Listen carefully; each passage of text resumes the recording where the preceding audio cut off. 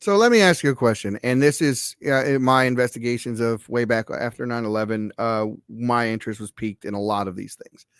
We know Afghanistan is the most major importer of opium or opiates into the United States in the world. Right? This is their cash crop. This is how they fund all of everything they do over there currently. The Taliban, while in power, people can call them terrorist groups. They definitely rule with an iron fist. They don't have, there's no feminism. There's none of that kind of stuff going on under the Taliban rule, but they would not allow the people to grow poppy. They wouldn't allow the farmers to grow poppy. And so the opium export out of Afghanistan was nil. There was a guy by the name of Michael Rupert, who was an ex-agent as well. And he was dead set on the fact that there were government entities that were complicit in bringing that opium into the United States. And he had tons of documentation to back that up. And like you, he can't come back in the country. He was kicked out of the country. Now he's a guy who was born here, and he still can't come back to the country.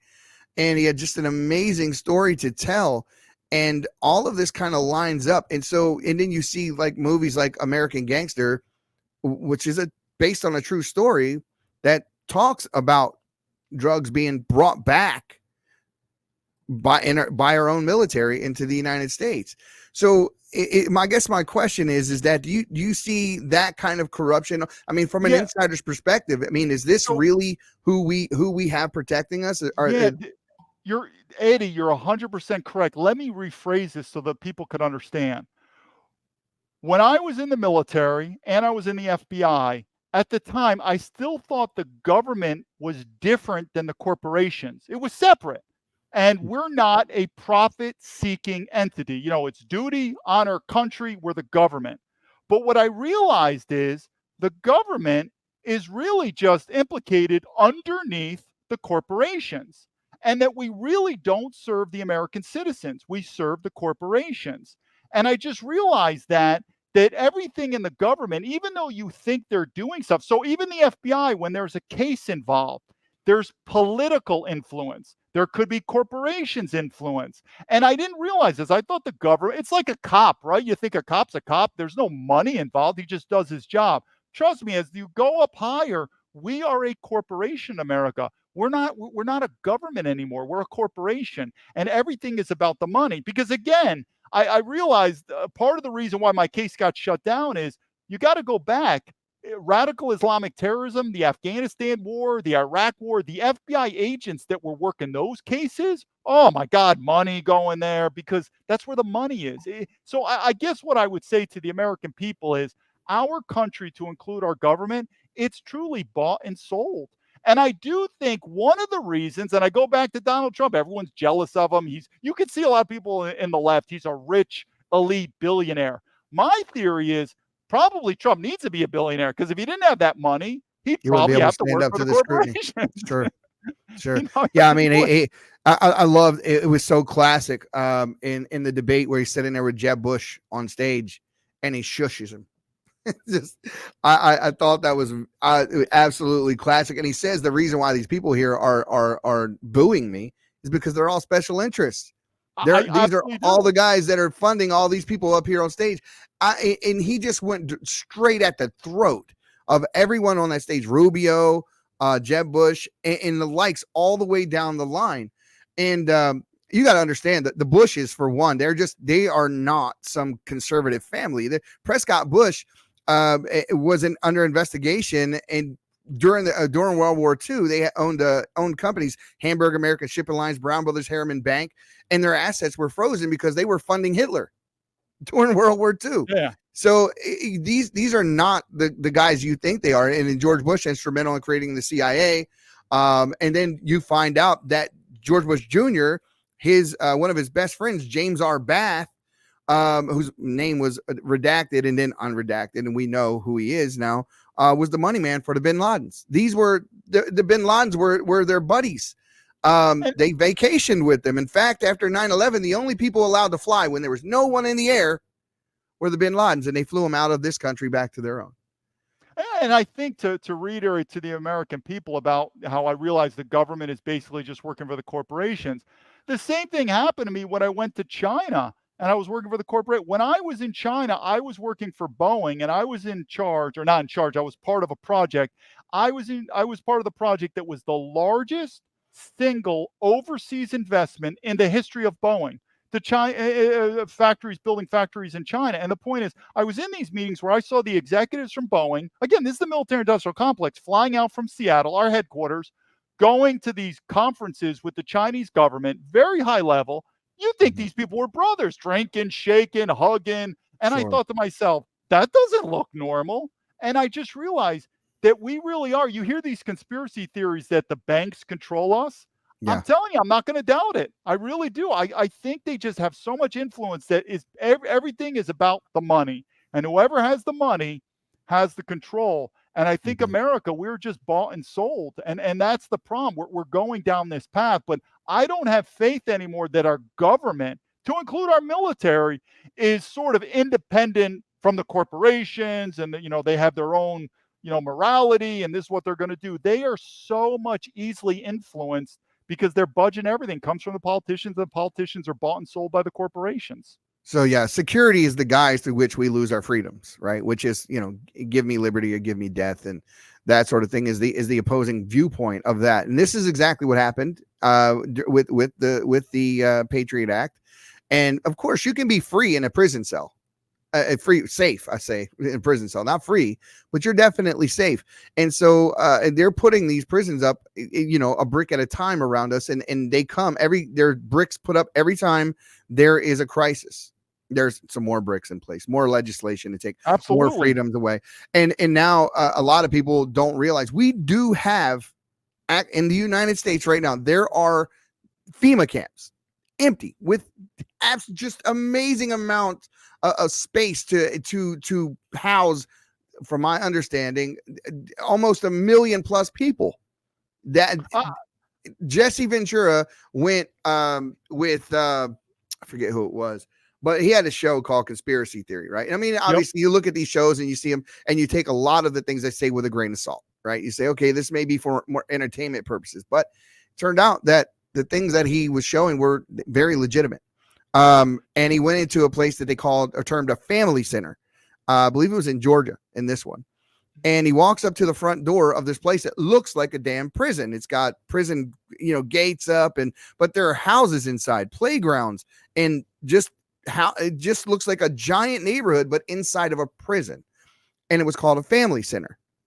And he walks up, he knocks on the door and says, "Hey, what is this? And why are there people in here?" Because there was a kid on the swing inside in the episode. And why are there people here? We can't tell you that. We can't. All these types. So remember what Hitler, when he rose to power, he rose to power because what he was telling the people was that that the people are starving in the streets, and he blamed the Jewish people for hoarding a lot of the assets at the time, the money and the wealth. And there were Germans literally starving in the streets. They were extremely poor. And so of course this guy spoke, and he was very charismatic, and he got the people under his spell.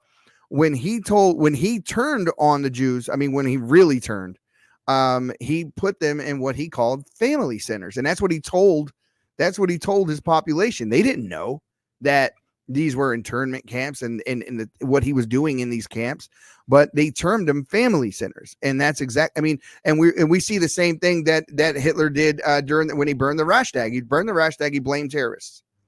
He blamed the terrorists. He set up Reich Security. We blame the terrorists. We set up Homeland Security. We're following the same playbook.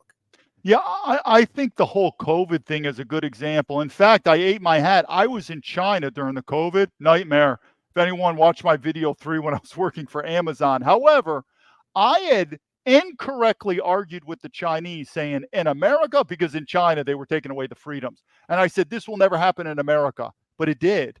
And I think what Americans should realize, that's kind of like a warning, like testing the waters of the American people. And I believe the American people failed miserably.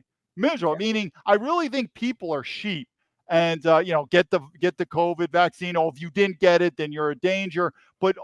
all the American people need to do is look back, whatever, a couple of years ago, and look how brainwashed we were on this, easily controlled, easily fought against each other, and that was just a COVID. I Yep. could tell you, I think dangerous times are coming. Yeah, I Dangerous mean, times are coming. the idea that you had to have a mask on and be 6 feet apart and do all of these things which just made no sense at all. Zero sense. I likened it to this. Just take this as an example. If I told you tomorrow you couldn't come out of your house unless you wore a purple shirt, and everyone who didn't wear a purple shirt was basically a terrorist or dangerous. I mean, it makes no sense, but that's essentially what they did. People fell right in line. They didn't question. They didn't read for themselves. And anyone who did read for themselves and anyone who investigated these issues themselves wasn't even given, any kind of time to speak. They weren't given any platform. But I think there were so many people on the other side of these issues that it became such a hot topic. Now, all of a sudden, you see a lot of news organizations giving, equal time and whatnot to people who stand on the other side of this issue. But just recently, Facebook changed their policy to go back to not allowing information, or what they term misinformation, about the COVID vaccine, where I can tell you from my personal experience, my wife works in the medical industry, David, and she was forced in order to keep her job to get that vaccine. Upon getting the second shot of the vaccine, in which I preached against, I say quit. Honest to God, I say quit. About 7 days after that shot, she is now deaf in her right ear. And Really? The vaccine injury that she incurred, because it was done under the emergency use authorization of that vaccine, the insurance companies don't want to pay for the hearing implant she needs in order to try to correct the issue, because it was done under emergency use authorization. And there are so many vaccine injuries to date. This poison and this gene therapy is what it is, that they're using. It was created with mRNA technology, which was developed with CRISPR. So people like Christine Northrup, Peter McCullough, as well as Dr. Scott Jensen, who I had the opportunity to have a great conversation with. These are world-renowned doctors who put their reputations on the line to come out and explain to people that what they're being told is not true. And yet, I mean, they tried to cancel anyone who spoke to these people or gave them a platform. Joe Rogan interviewed McCullough, and they tried to remove him from Spotify. It didn't work. But this is the level to which they'll go to stop people from going against the official narrative, including the scientists that were that did the experiment, that did the test on the vaccine, or on the virus rather. They expelled or kept out of the loop the director of the CDC, and there were two other doctors on the other side of this issue from the WHO. And they were having weekly calls. And during those weekly calls, I forget the guy's name who headed up the CDC, Red, I forget his name. However, he essentially said, these two doctors said that this did not occur naturally. It did not just happen by terms of evolution, and that this was their official story. Well, they changed their official story, and upon changing it, they both got $9 million grants for research from the NIH. So basically, get in line, toe the official narrative line, and if you do, we'll reward you. But if you don't, we'll cancel you. Yeah, I looked at that in a couple ways. The first thing is, my theory is, people who have never worked for the government, I think they trust the government more. People who have worked for the government, I don't trust the government. So I think that might be one of the areas where people just believe what the government says because they're like, we want to believe it. We want to believe that there are good guys out there. We want to believe that this is the land of the free, the home of the brave, and our government is representative of the people, and they believe in freedom, and they're really trying to help. We want to believe all those things. We live in a state of denial in order I to. really do. And then the second is well, what about freedom? Meaning, I never got the COVID. I never even contemplated that. I was so convinced. I never even contemplated getting the vaccine. So my point is, if you want to get the vaccine, go for it. But the people who didn't, there was like a persecution against them. Sure. There was just, it's like, leave these people alone. If you want to get a couple booster shots, you could boost your whole life up for all we care. But there, and then the third is, this comes from psychological operations. If the government did the opposite, if the government said, American people, we've got Mhm. COVID, we've got this vaccine, but it's only in limited trials, and we only can give it to the certain elite people per se. They know how they could word it. To the I would rest of believe you that. people, we can't give it to. Sorry, we'll get you. Man, people will be fighting over it. But Yep. when the government gives you money, gives you incentive, gives you like an ice cream cone, take the virus, the Krispy government Kreme doesn't donut care and, about and a it. vaccine. Yeah, I mean, it was weird. You know what was happening in other countries? There was in European countries, this is disgusting. They had it in brothels because prostitution's legal in Europe, where they're giving clients free sex for the vaccine. This is They were almost demonic. they had in Vegas, they had we have legalized or recreational marijuana now, and they had their event called Joints for Jabs. So you go down and get the vaccine, and they would give you marijuana as a reward for doing it. Yeah, I mean, I'm not that gullible at yeah, all. to the American people, if the government does anything for you, trust me, they're not. They don't do anything for free. They could care less. But I mean, everything was lining up to me. But guess what? I was surrounded, not surrounded, but there were enough people. Oh, you're crazy, David. Or I was putting their lives in danger because I wasn't vaccinated. I Sure. mean, I think the leadership lesson to the American people is: look what happened in COVID. Look how much we were fooled and just oppressed by our government, and get ready because round two's coming. If you thought Mhm. that was it, and hopefully, but I think history repeats. I don't think people look what's happening now. We could talk about Israel, but remember with 9/11, we're like, oh my God, emotions, Patriot Act.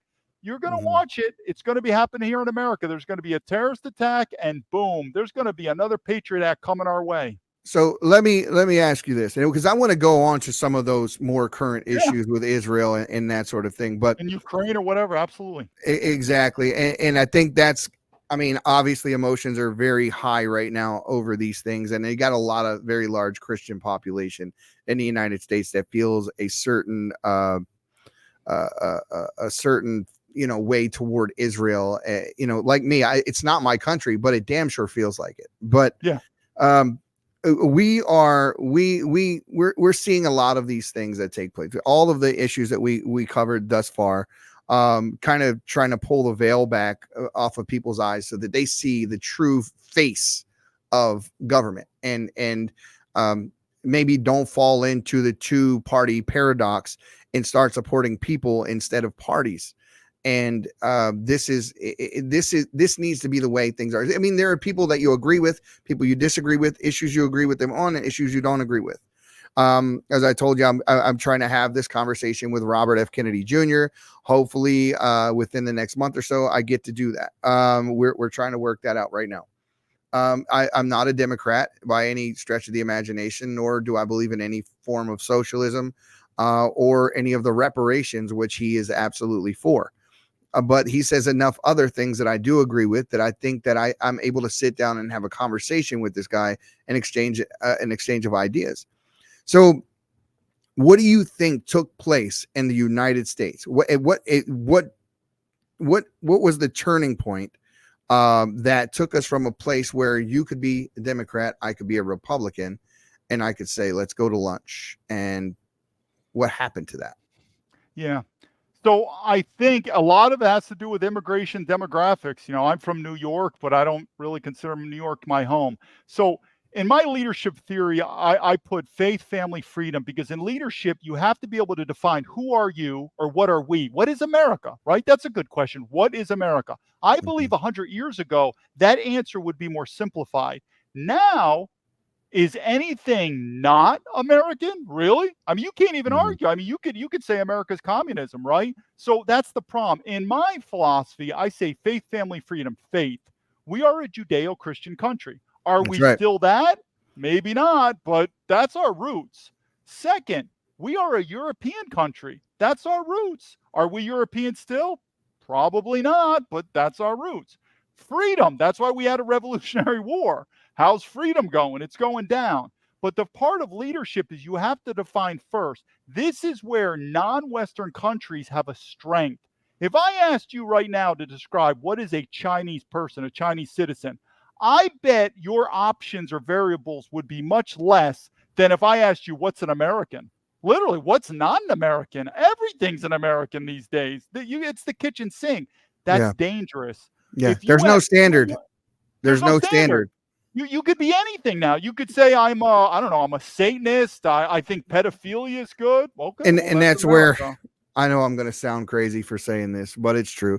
We have taken freedom too far and we've misused it.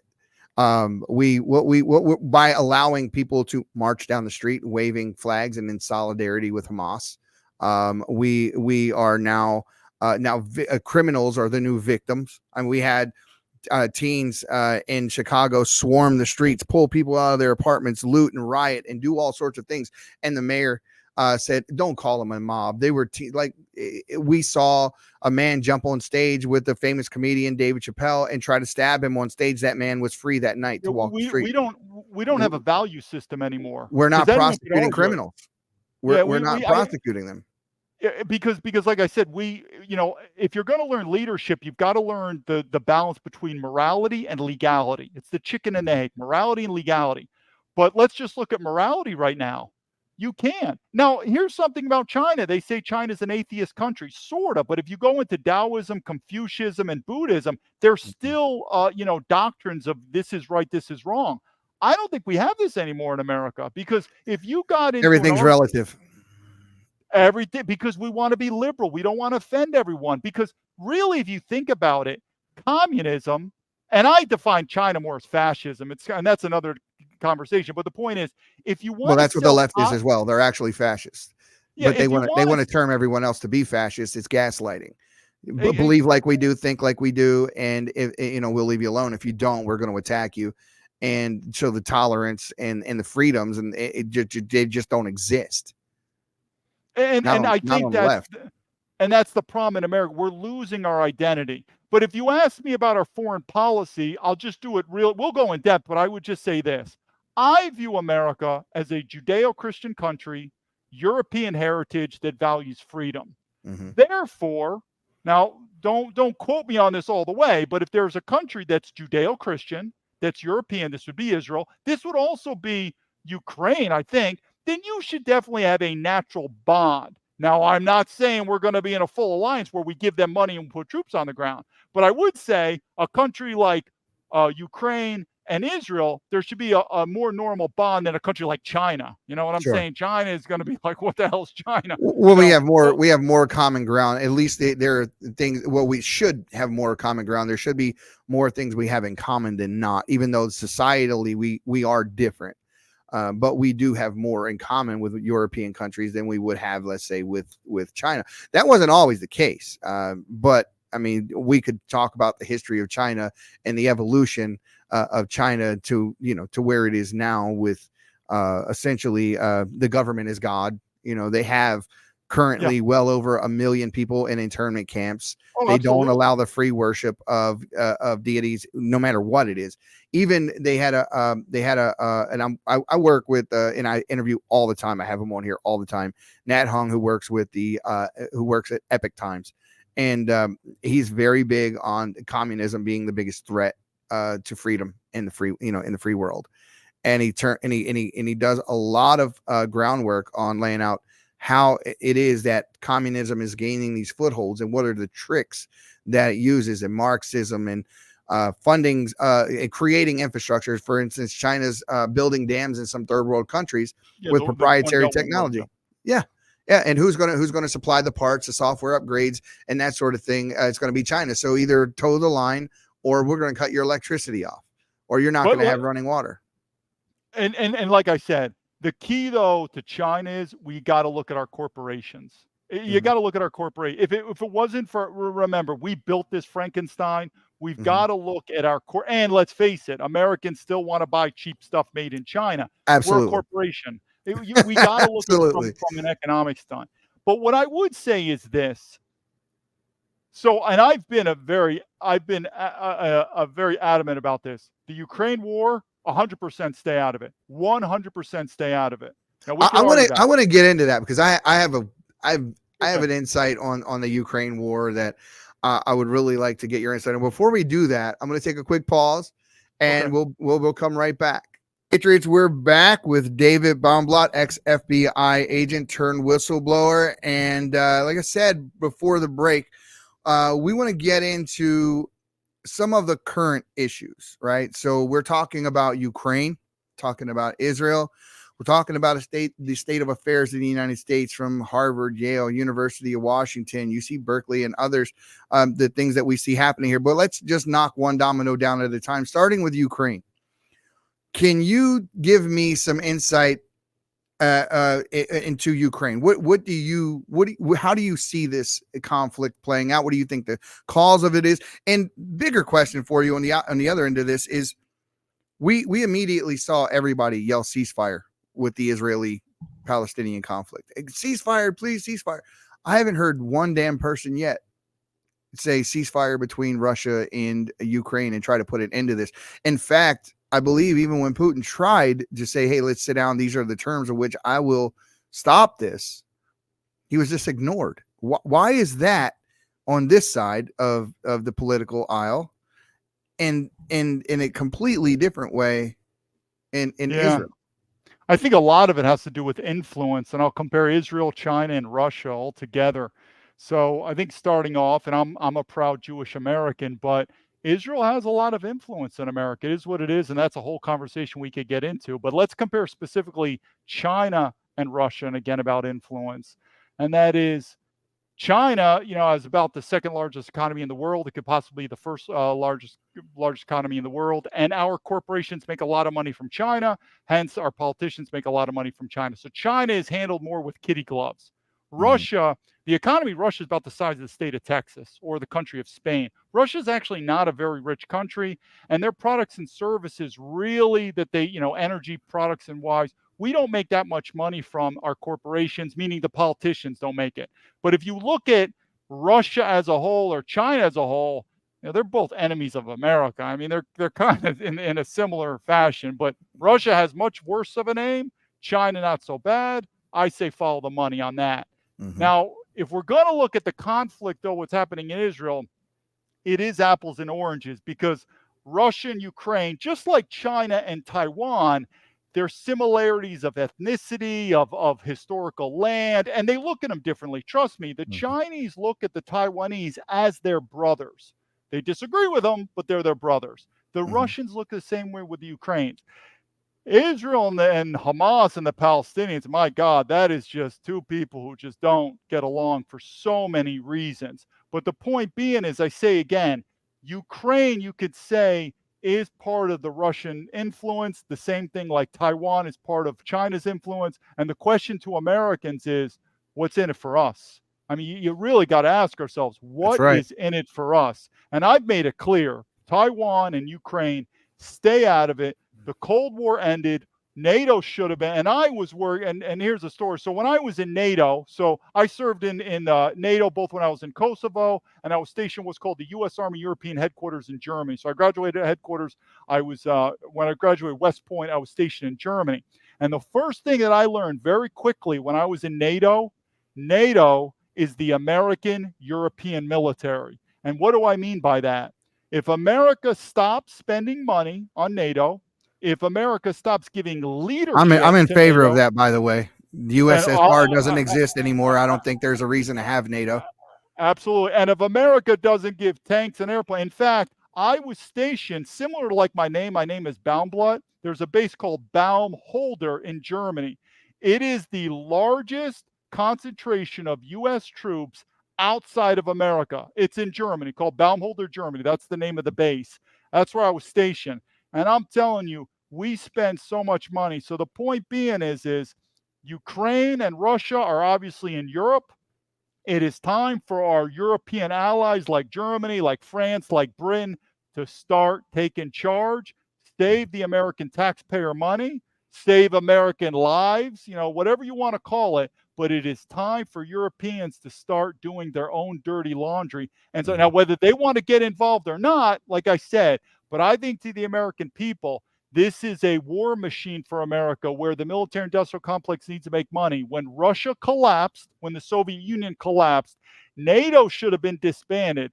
It's done the opposite. Immediately. We've expanded. So I look at the Russia conflict in Ukraine, very simple. It's in Europe. It's time for the Europeans. It's a NATO conflict is what it is. Let them do it. And I would stay out of it. Yep. Israel's a little more common. We could continue to talk about Ukraine, but Ukraine is as simple as it is. I say it's in Europe. It is time for the American. I see this all the time, though, everything. We have homeless people in America. We have homeless veterans. We have so many problems in America. I don't understand why America still wants to spend money overseas. It doesn't make sense. We don't. We have so many.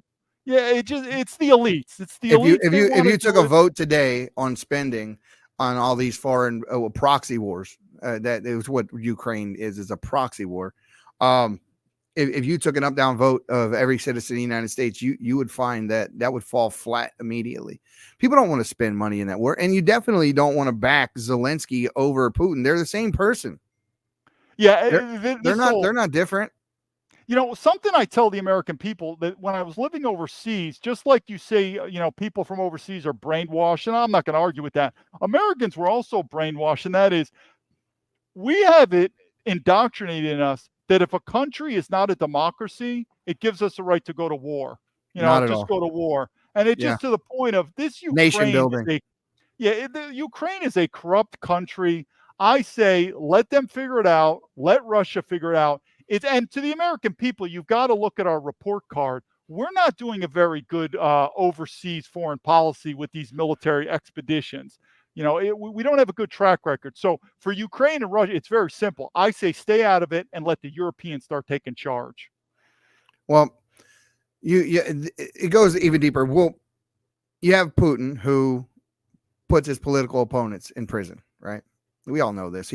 Alexander Litvinenko was assassinated. It's corrupt. An ex KGB guy, Alexander Litvinenko, was assassinated. They poisoned him with radiation. Everyone saw that, and because he exposed what was going on with Putin and what he was doing in Russia, and he was basically a whistleblower. And now you have Zelensky, who banned outright his opposition, and it put most of them in prison after his election. And now he's got a prescribed way for those who worship, God in whatever form they do in Ukraine. You can only do it the way that he tells you to.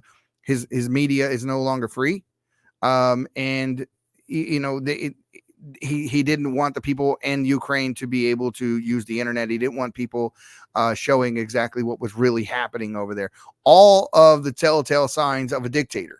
Every single one of those things is exactly the reason why we say we don't like Putin. But this is exactly what Zelensky is doing. And you have to be able to connect the dots here. Zelensky, his candidacy was bankrolled by a guy named Igor Kolomoisky. Kolomoisky was he owned Privat Holdings, which is Privat Bank, and he owned Burisma Holdings, which was Burisma Energy. We know the Hunter Biden story. $57,000 a month is kind of a bribe in order to get any of the bad publicity out of the way, which is what they did with Shokin. They wanted Shokin out of the way so that Burisma could be listed on the New York Stock Exchange. So that was the reason why they brought Hunter on board, and Daddy came in and did exactly that for them. They had the prosecutor fired, son of a bitch. The famous line, the real quid pro quo. And it didn't stop there, because now we have audio phone calls between Poroshenko and Joe Biden where he is literally telling on himself. He's telling, we need it, but I don't want Trump to start pouring money into the economy and then before he gets sophisticated enough to know the details, I want you to close the bank. He's literally scheming on the phone with Poroshenko, who later on says that Oshenko is working with the FBI. And I just need to know if he's really working with them. Just tell me, because he's scared that the FBI is after him. And you have Biden on the phone, basically reassuring him that the investigation is over And all of this is public information now. The recordings are out there, and it's nuts to me that the U.S. media continues over and over and over again to say there is no evidence. There is no evidence. And the fact that they say there is no evidence, to me, is the biggest evidence that there is for widespread corruption, and the fact that there's truly not a free media. In fact, I'm going to play one of these phone calls here. Have you heard any of these phone calls? No. All right, listen, I'll play one. First of all, let me know if you can hear the audio. Can you hear the audio? Nope, not yet. All right, here, let me try this a different way. I'm gonna throw it up on the monitor, and let's see if it doesn't software doesn't allow it to. Apologize for the dead air, people, but this is very important, and I really do want to get David's take on these phone calls. So, David, can you hear it now? Yeah, I can hear it.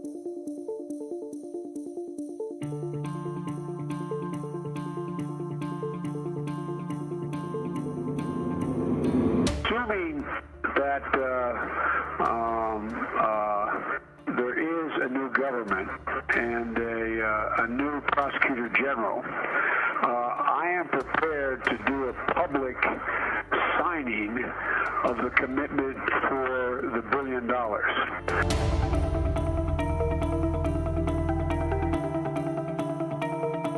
And despite of the fact that we didn't have any corruption charges, we don't have any information about he doing something wrong, I especially asked him, it was the day before yesterday, I especially asked him to resign.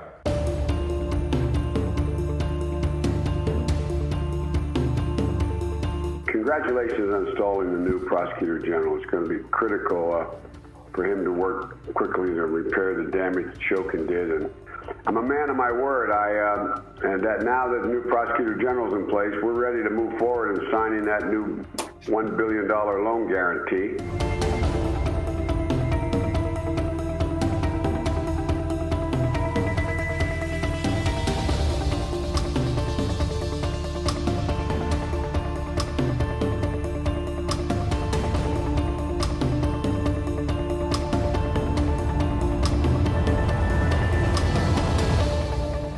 So that's just one, David. That's just one of the many phone calls that Biden made. There's another one that I have where Biden literally is calling Hunter Biden, and he says to him, "Get the red cell phone. They're not going to get off my." Then this is a quote. They're not going to get off my ass about these documents.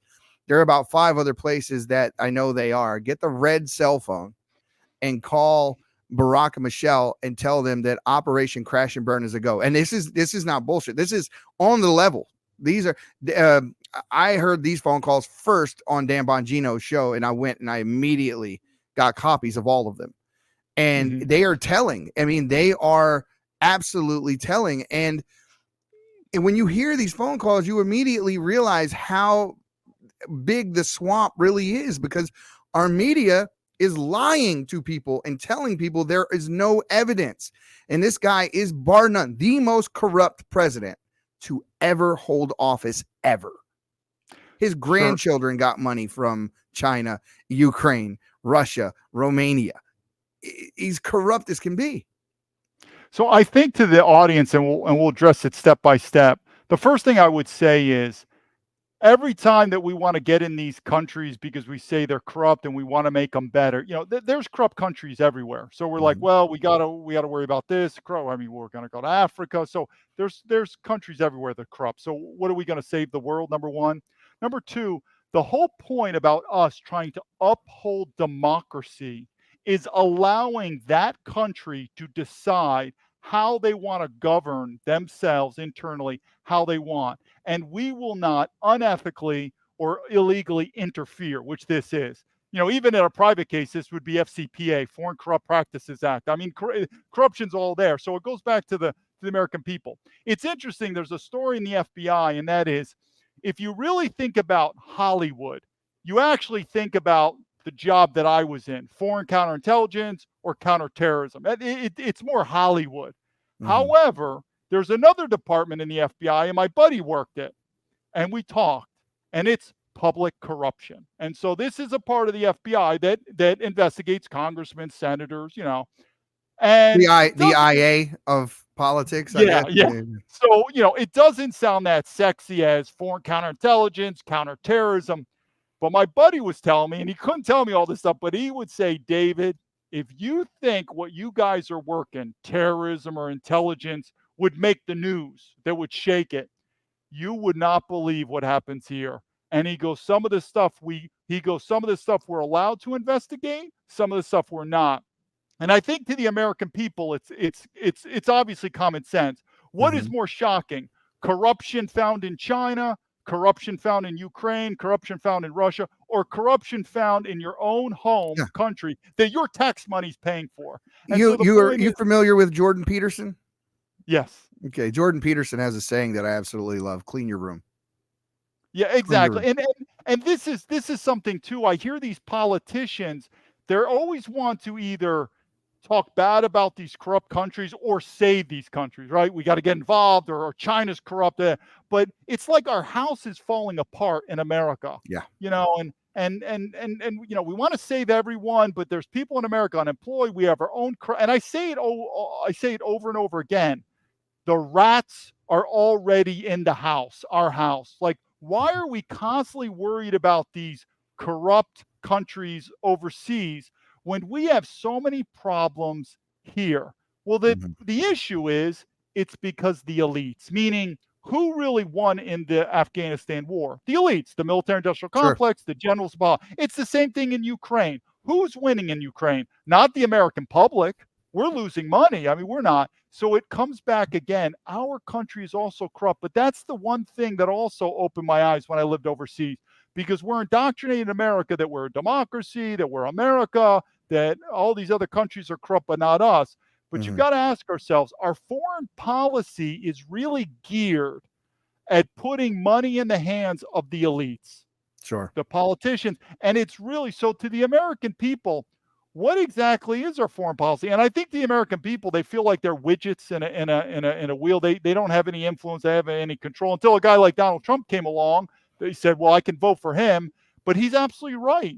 And that doesn't mean you have to be an absolute isolationist. I'm not saying that, but man, we are overly extended. Yeah. overseas. Everything in moderation, right? I mean, we all bitch about and complain about socialism that are on the right. And then they think that our standards are so far, that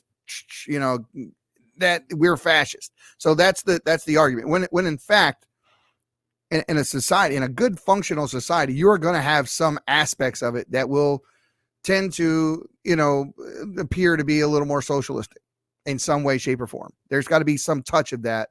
That's the heart of the government at that point, right? That's the conscience. And then the head or the brains of it will be more conservative in that sort of thing. And I think there's a balancing act that just the extreme in any direction is the issue. It's not that they because they can completely coexist. But the extreme on the right or the extreme on the left to any degree is just, that's the issue, the extremes. And they use those extremes in order to control us and keep us separated. Right. I watched an interview not long ago with some group that was on. It was on a Bongino episode as well. And this group, and I wish I would have, I don't remember. He's got so many episodes. I wish I could go back and find this particular one.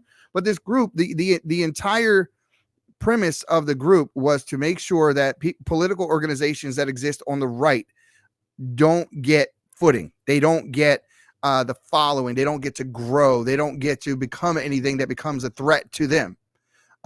So they push left-wing politics, but anyone on the right that starts to get any traction and gain any notoriety as an organization or as a group, their whole premise or goal is to make sure they don't have a platform or they don't find one another.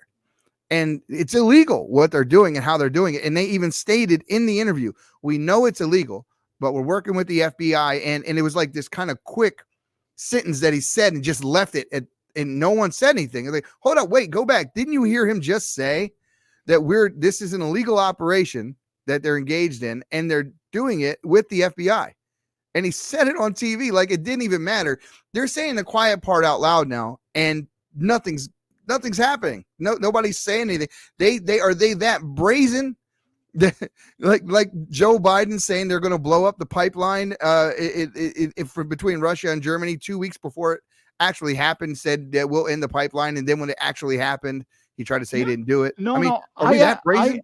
I actually do think that, and that is because, and this is with the FBI, this is with their government. I believe Joe Biden gave an interview a couple days with some mainstream media where they said, "Can we fight a two-front war?" Something like, "We're in Ukraine, we're in Israel. Can we do this?" And Joe Biden was like, "Absolutely, we're the strongest country on earth." And it reminded me of the Roman Empire, pride before the fall. Absolutely. And I really do think the FBI included, they are getting so much more brazen because look at me. They even know it. There's really nothing much you could do on par of some type of civil war or collapse. You're going to get crushed. I would say that what many people may or may not understand is the government, just like businesses and corporations, they want to grow, they want to expand, which they have been doing for decades and decades. What we have entered now, and I think we've been there for probably a couple decades or more, you are now seeing what it used to be. Private companies wanted to stay private. They wanted to stay away from the government. They didn't like the government. They wanted their freedom. But now these private companies turn into corporations, and these corporations realize for them to keep growing, they have to collude with the government contracts, changing the law. And so now what you're seeing is seeing truly the corporations and the government are one and the same. And now you're seeing the FBI. That's the left as a whole, David. That's the left as a whole. These are the guys that used to fight the man, remember? They were so against the man. And now these are the same people. Take your vaccine. They've lost their way. They used to be the rebels, and now they are the system. And it goes back to these overseas wars where the common everyday American citizen is realizing their life. I mean, that's probably a reason why our population is dropping. People can't afford to have kids. I mean, it goes on and on and on. Why are we constantly trying to save the world? The elites want to, because like I said, Afghanistan was a complete and utter failure for America. Not for the military-industrial complex, not for the politicians, not for the generals. It was an absolute win-win for them. Yeah, because George Bush owned United Defense, and Halliburton had no bid contracts to go rebuild everything after they destroyed it. We actually had the fox guarding the henhouse. Under that same administration, we had Ben Bernanke is the head of the Treasury, and here's the guy that used to run the Federal Reserve. I mean, this was the most corrupt one. Well, I can't say that now with the Biden administration around anymore, but at the time, the most corrupt administration that I had ever saw. Yeah, and like I said, I just don't think this is going to stop. And my political forecast is this. I hope Trump gets reelected, but you've got to remember Trump was already the president for 4 years. If he gets elected again, I think, one, he could be taken out or he'll just be rolled aside. But I don't think the system as its entirety is going to change unless it gets catastrophic, because the people that run us are so powerful that I don't even think it's going to be solved the political ways. If people disagree, that's fine. But when I left America in 2010, how's America been going? It's getting worse and worse and worse. And I think people need to realize it's the corporations and the government that are destroying us. Well, I liken it to a canoe. If you rock it real hard to the left, it's going to rock even harder to the right. You rock to the left, eventually it's going to flip upside down. It's going to keep going, because I think we all agree, if you're, middle-aged or older, we never had these political, and that's another reason. I think if President Trump ran for an election back in the 90s, remember Ross Perot? I loved Ross Perot. I absolutely love that guy. Awesome. I think awesome guy. But back then, the tensions weren't high enough.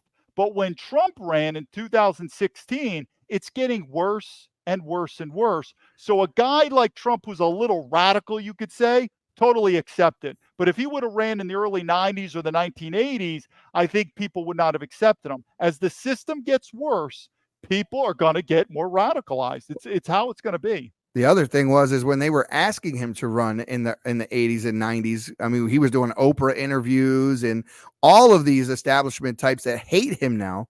He was saying the same things back then, and they loved him until he started exposing because them. now he's got power. He's got power. You know, let me talk too about the FBI. I'll give a story, and this it relates to the January 6th. Now, remember, when I was in the FBI, our designation of a terrorist is probably what we can think of, which is, you know, sort of happening now in Israel. Can you elaborate on that? What would be the characteristics, or what would be utilized at the FBI to look at someone and say, hey, this person is a threat? What would be the bullet points? You give us. Well, and here's the problem, and this goes to my investigation. If it's a criminal case, it has to be more black and white. Like, we think you're a drug dealer, we think you're a bank robbery.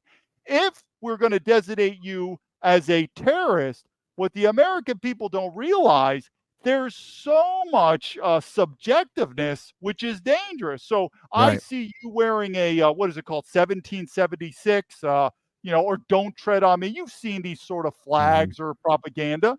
Sure. Is that a terrorist? I think many of us would agree, absolutely not. The FBI is. So the danger is, and let me make this point to illustrate this. When I was in the FBI, we designated radical Islamic terrorism. Now, after 9/11, I think most people would agree the people who flew the planes into the building are terrorists. Now, let's fast forward this to January 6th. Those people now, which are whatever, middle-aged, Republican, they're using the same designation as a terrorist. That is a radically different characterization. We've got, you know, back in 2004, this Islamic radical terrorist who's, you know, killed people. This is what we'd have to designate. Now, someone who illegally entered the Capitol building is a only terrorist? Not just anyone though. Only Republicans or conservatives that entered the Capitol building did they prosecute. You had many people that worked on the set of Stephen Colbert's late night show, who is obviously extremely liberal. None of them got prosecuted. I interviewed briefly Ashley Babbitt's mother, the one who was murdered on January 6th. I watched that video and I looked at the investigation done by the Epoch Times, and all three of the people standing around Ashley Babbitt, the ones that were breaking the windows out, the ones who walked right up to the police officers guarding those doors and said, get out of the way, or we're just going to go through you. And those police officers abdicated their duties. They walked away, and they stood very close behind them, but they stopped guarding the doors. They immediately took weapons that they brought in. They had Trump hats on, little MAGA hats, but they weren't with the movement at all. They were there to agitate and do exactly what they did. And they started busting out the windows and that sort of thing. And here goes Ashley, and there's police officers directly behind her to her right. Close enough, big guys too, close enough to where they could just grab this little 4'9" woman who was barely over 100 pounds, had no weapons on her whatsoever. They could have just one-handed and pulled her, and that would have been the end of it. The coward on the other side of the door who shot her. Now, I'm not in any way, shape, or form advocating for the people that went inside the Capitol. I understand the emotion of the day, but I understand also that there were some clandestine operations taking place that day that agitated this situation very much so. And the reason why we know that is because they said so when they were asked about it. They wanted to know why we weren't showing all the video, and they said because it would have put a lot of their UCs in danger. And that was what their words were on the stand. But we have those three people that were standing around Ashley Babbitt were all Antifa. Every one of them. We know they were because they did their own podcast. They did interviews on CNN and everything after the fact. However, when they were on these interviews and they did their own podcast and they talked about this, no one gave a damn that they were in there. CNN didn't even have a harsh word at all to say about the fact that they threatened to assault a police officer or that they went in there and violently crashed through doors and did some of the things they did. They only wanted to focus on Ashley Babbitt. None of these people were prosecuted.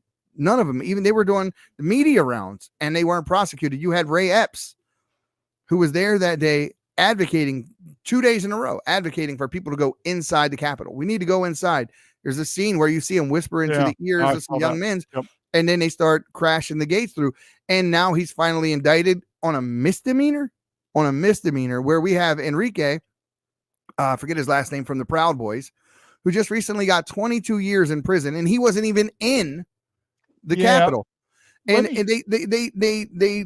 they paint these groups like Proud Boys, Patriot Prayer, not the Patriots Prayer, there's a but Patriot Prayer up in the Northwest with Joey Gibson, as these supremacist groups or anti-government groups, and they're really not. They're absolutely not. And I know so many people in these groups, and they're not. These are Christian people.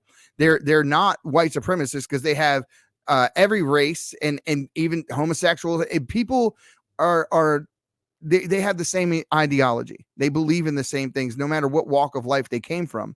So the media paints them in this light to make people think that they're bad actors. Hell, the girls from The View just likened the Proud Boys to Hamas. I thought that was the most stupid damn thing in the world. But I mean, when you were in the FBI, were these types of operations taking place? Were they looking at groups and then trying to misdirect or mischaracterize these people and then present that as to the public? And did this kind of stuff go on? So absolutely, I'll tell you a story, but it's getting worse now. Like I said, when I was in, they tried to do it not as much political now. Now it's getting so politically subjective now that anyone could be it. So I'm going to give you an example. And before I do, I want to relate this to the East German Stasi, because the American public, this is what the FBI has turned into do. East Germany, God was dead, the family was dead, and they wanted to know everything and anything about the people. They wanted mothers to betray fathers and daughters and brothers. So families were betraying them because they wanted information. This is what's going to happen in America. So when I was in, I did actually a raid on a home of a counterterrorist. So a counterterrorism team needed an extra body. I was a breacher for a door. There was a search warrant, arrest warrant. This was obviously in America. This was a Middle Eastern a home of Middle Eastern people. And anyway, I'll tell you what happened. But from a leadership standpoint, when I was done, it really gave me a bad taste in my mouth. And if you think that's bad, it's happening even worse now. What happened was, now, again, I'm not read into everything. Like you could imagine the FBI, they just said, hey, compartmentalization. Go in. Exactly. So I don't know all the details of what's going to happen. Share as much as you can, though. If you can liken it to a specific case that you can say, or a group that you can actually name. I'll go through it in terms of what it was. So again, this was in America. This was a counterterrorism case, a counterterrorism squad that had an arrest and a search warrant for a house. And we lined up, in the early morning hours. We had a stack in there, and we busted in the door, and we went in there. Again, I didn't know any of the details, but I'm about to tell you what happened, because I was able to understand. What state was this in? This was California. Okay. So we're in California. We go into the house. Boom. There is a woman, a man. There's two more people. Look Middle Eastern to me. And we go through the house, arrest everyone, search the house. People get taken out. And then there was the husband, or I'm giving it away. There was a man and a woman, and they're handcuffed on the couch. My job was to secure them, go through, make sure they didn't have any contraband weapons on them. They're handcuffed on the couch, and the FBI squad was searching the house. And I was told, okay, just secure them at the couch and just wait. So I was waiting there, and then the case agent, this is the person in charge of this, he comes there, and he reads them both their rights. I thought it was weird, because usually you separate them out. So I thought, this is weird why they're both there, but he reads them their rights, and he says, I want to talk with you. And as soon as they were talking, I'm standing there, I could tell it's a husband and wife couple. You could just tell. And they're asking them questions back and forth, this and that. And it was about 15 to 20 minutes until the husband was like, hey, I want a lawyer. I want to stop talking. And at that time, he was like, okay, David, take this guy out to the car. We're going to take him to the federal building and book him. So I take him out to the car, book him in there. There's another agent there. And I forgot one of my, I think it was my handcuffs or a piece of equipment in the house. So I had to go back in the house to grab a piece of equipment. I go back in the house, and the wife, she's unhandcuffed. She's in a very easy talking position to the agent, and they're strategizing what they're doing. She's a paid informant. And the point is this is the wife betraying the husband. Now, I'm sure a lot of people could say criminality, national security, everything. And I'm sure people could make the other argument. I came out of there with a bad taste in my mouth. This is what the FBI does. And the January 6th case, and again, does people really think these are terrorists? I mean, there was criminal acts. I mean, some of these people should go to jail for. But we just had it happen again. We just had it happen again. What, 3 days ago? And kid gloves were on this time. Wasn't an insurrection when these guys did it. Exactly. I mean, I believe there should be slap on the wrist, couple days in jail. If you broke any property, pay for it. But terrorism, sedition, national security, no, I'm not buying it. And guess what? The FBI did the same thing. They're going and soliciting family members to betray other family members, to turn them in, your next door neighbor, this and that. And here's the like the Hitler Youth, right? They will infiltrate all these groups. This is what happened to me. They infiltrated West Point graduates to spy on me. Here's the problem to the American people. I'm not going to let that one go. I'm going to come back to that. Oh yeah, please do. So let me give you an example.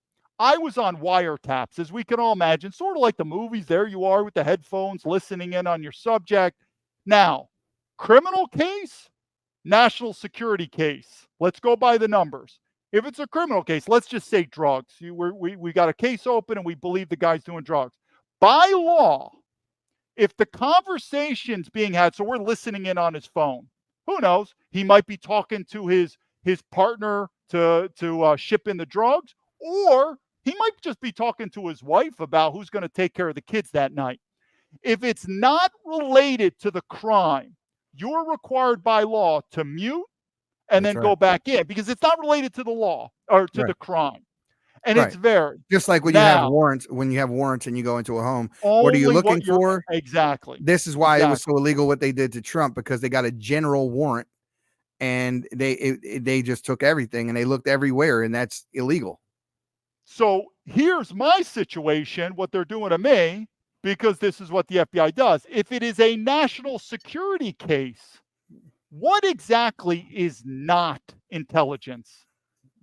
Everything is. Everything is.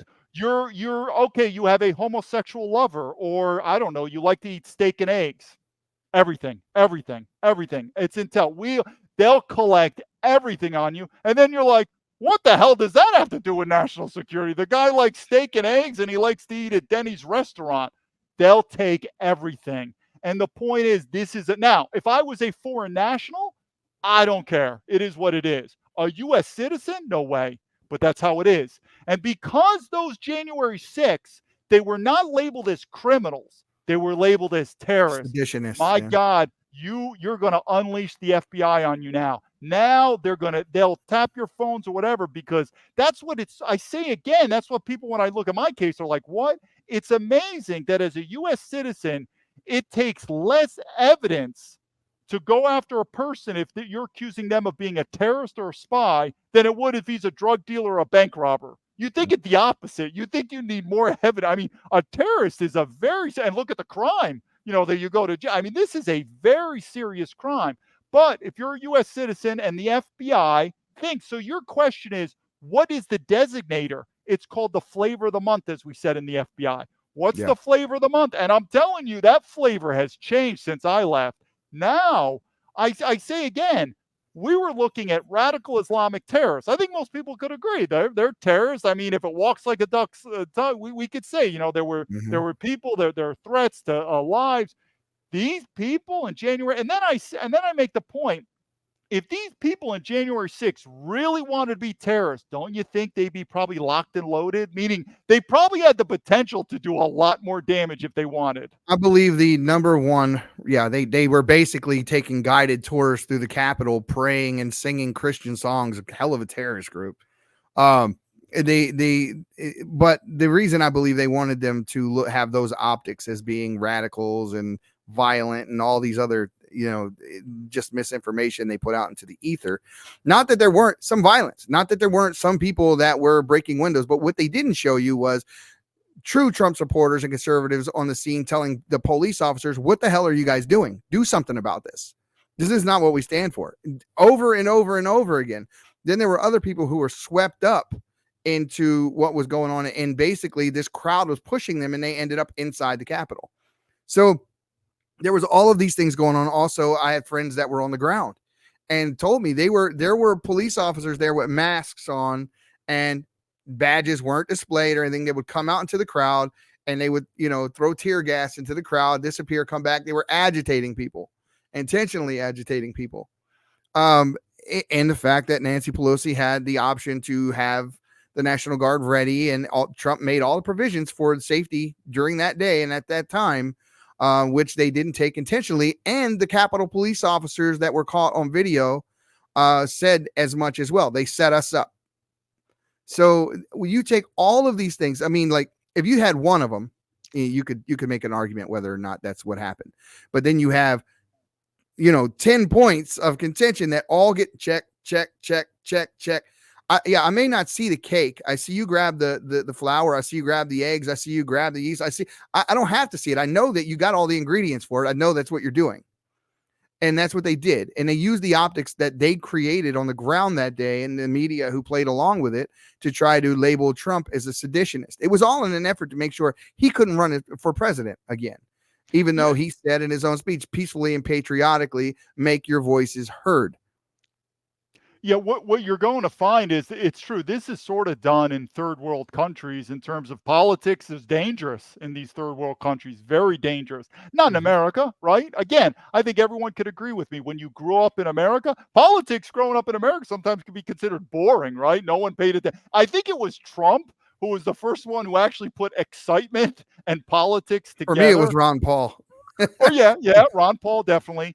But now you're seeing there's excitement, there's danger, because you're realizing America, I'm telling you, it's going to get worse. And the FBI, if you think about it, you got to do reverse engineering. What is a tactic of terrorism? Fear, right? When you saw the 9/11 towers come, it's fear. It's people dying. It's fire, destruction. What's the opposite of the FBI? You step out of line and they think you're a terrorist, they're going to slam that hammer down so fast that you're going to be afraid. And now you're going to live in your own country paranoid. Now you don't know who to talk to, who's spying on who. Notice the East German Stasi. Maybe your best friend now is working for the FBI and you don't know it. Puts paranoia in you. But that paranoia is easier to control the citizens.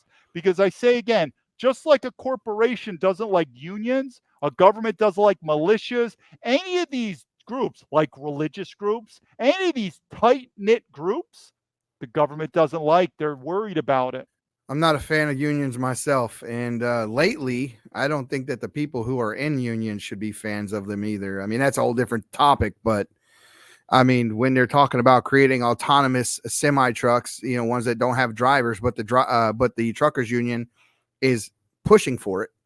You just cut the worker out, and this push toward EV cars and the United Auto Workers unions pushing for that when they won't need as many workers to put together cars because they're just assembly line. It's it's very, very it's a march towards socialism. Have you noticed the ever-alarming 400,000 cell towers that have gone up in the United States alone? How about the electronics that reside in every room of our homes and Wi-Fi that runs 24/7? 5G cell phones are carried in our pockets hours on end. Common complaints are ringing in the ear: sleep deprivation, palpitations, headaches, memory loss, and so much more. Redemption Shield is on the cutting edge of offering products that protect your family from electromagnetic and microwave radiation. From Faraday bags, earthing bed sheets, Wi-Fi router covers, hats, scarves, bed sanctuaries. This will not be going away anytime soon. We will continue to see only faster speeds, 6G, 7G, and more exposure to EMF than any time in our history. Start protecting yourself now. Go to redemptionshield.com and get grounded and shielded today. Use code PATRIOT and save 10%. Patriots, that was the first part of a 3-part podcast that we put together, and let me tell you, it is one of the most explosive interviews that I've ever done, and one of the most amazing stories that I've ever heard from a patriot that has been targeted by the FBI, that has implored such tactics that I don't want to give it away, folks. You got to hear it firsthand from David. But he's risked a lot to tell you this story. And it has completely, as of late, I mean, you have seen FBI whistleblowers come out of the woodwork, and you have heard just terrible tales of these guys that we once saw as heroes, that we once saw as protecting the Constitution of our United States, that cared about the freedom of its people and the First Amendment and all of it. We're starting to see something completely different in this country, and I'm hoping, beyond hope, that there are heroes left, that there are people out there who believe in the foundations of freedom that this country was founded upon. And I'm hoping that anyone out there, anyone in a position like David, has the guts to come forward and tell their story so that more people will wake up. And as usual, this is exactly why I say this. The silent majority, you need to stop being silent and stand your ground. See you next time on the Patriots Prayer. For speaking the facts. If you man enough, come stand with us, take USA back. And every time we pull up, all you're gonna see is American flag.